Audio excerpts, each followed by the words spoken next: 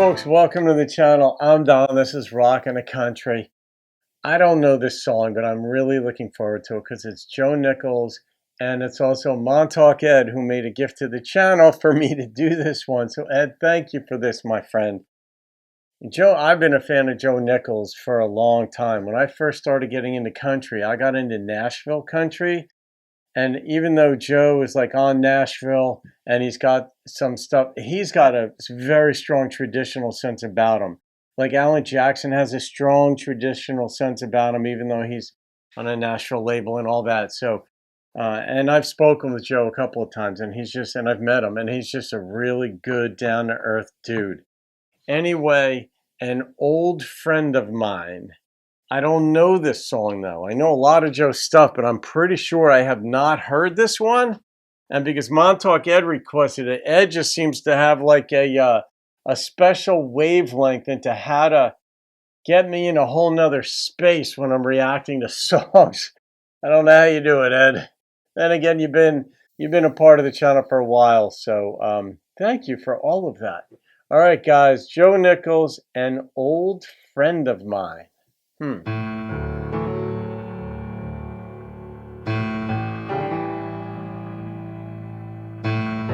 There's that piano beginning.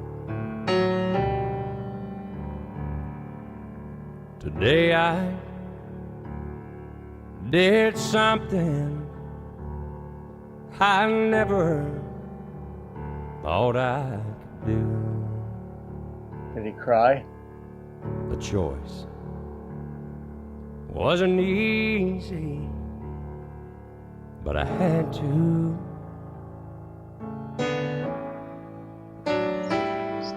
All the years together on those cold, lonely nights.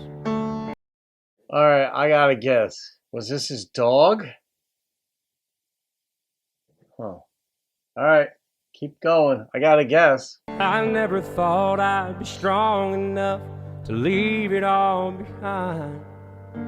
Yet today I said goodbye to an old friend of mine.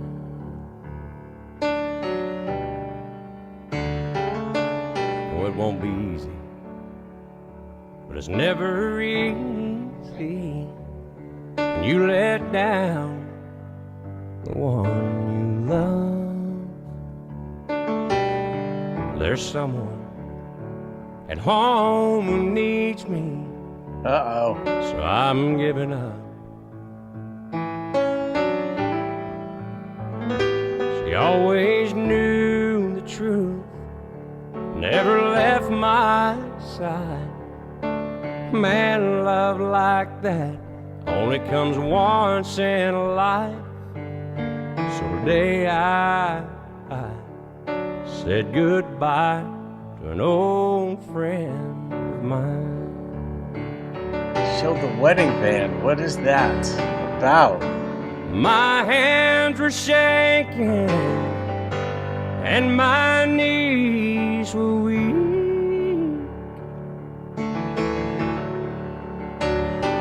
as I poured my last shot.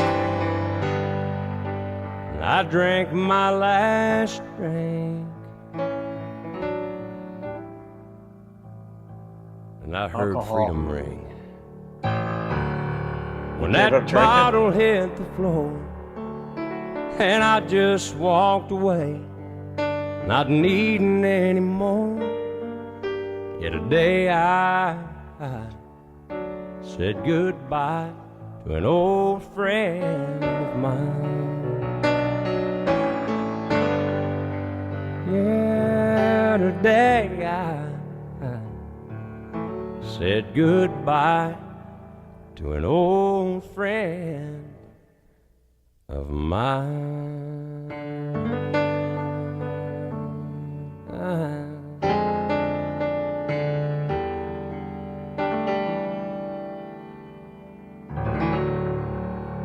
I told you about that piano.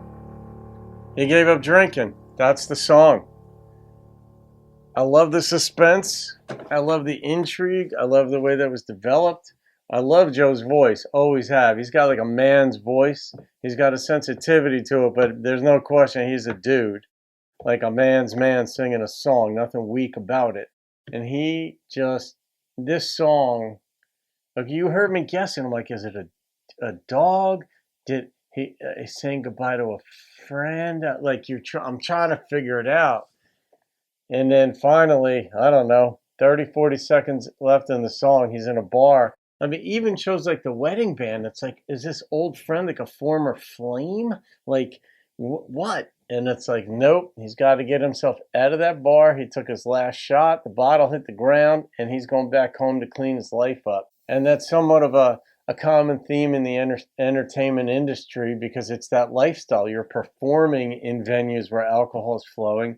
Fans want to buy you drinks, and it starts early in your career when you begin like touring and you're just doing these little places, whether honky tonks or some places have like stages set up in the bar section of a restaurant, and you might be performing in front of 20 people, but some of the people who are there are just so happy you're in town because the local radio station like announced that you'd be there that night, and you don't have a big following, but they want to buy you drinks and they want to do something nice for you, you know?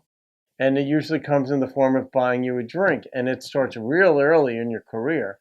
Usually when you're in that lifestyle, you're not opposed to drinking anyway, but it can just get worse and worse and worse.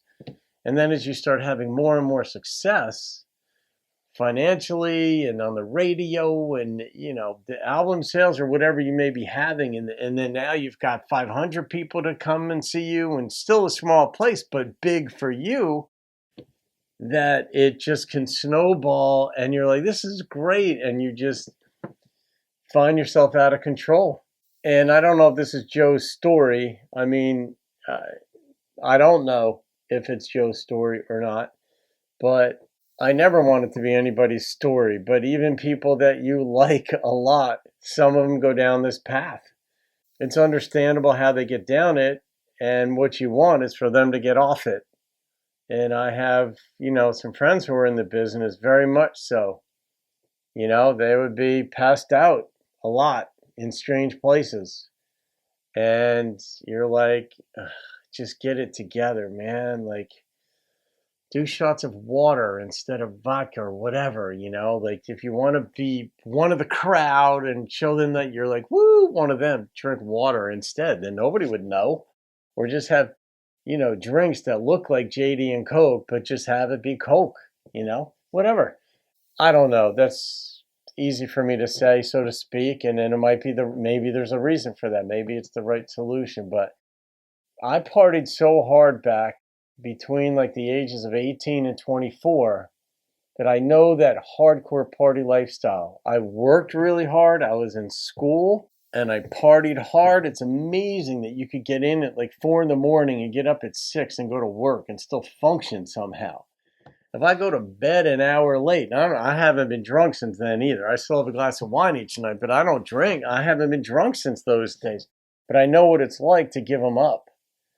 And you're missing going out with your buddies and out in the clubs and where the girls are, and you might get lucky. All the things you think about, just having fun, running into people you haven't seen in a week or a year, just going out and blowing off steam instead of sitting home watching a movie. And I was like, sitting home watching a movie now is just going to be my lifestyle because one, I don't wake up broke. I don't wake up hungover. I don't lose a job. None of that stuff's at risk. And then eventually most folks follow that path. But entertainers are in a lifestyle that just is far more amenable to prolonging that party life a lot longer. And what do you say? I don't know. It's hard to turn certain things down when they feel good. But when you got a wife, I love that he went to the wedding band. It's like, oh, I got a wife at home. So, yes, of course, this... You're like batting 100, my friend. I just get so caught up in the song story. Jesus. All right, I'm going to rate this one. I love the way this was developed. I was watching the Vivo video, but that's likely going to be blocked. Every Vivo video is, but the audio stays up. So if I can upload the Vivo part of the video, I will. but otherwise it's just audio. All right, I'm going to rate this thing. All right, I got to go with the first number that popped into my head, and it was a 9.1. I love the way it was told. The restraint, the refraining from revealing too much information was just beautiful. It was just brilliant. So, yeah, have me guessing as you saw. So there it is. Ed, thank you again, my friend. Have a great day, folks. I'll see you on another video and keep rocking the country.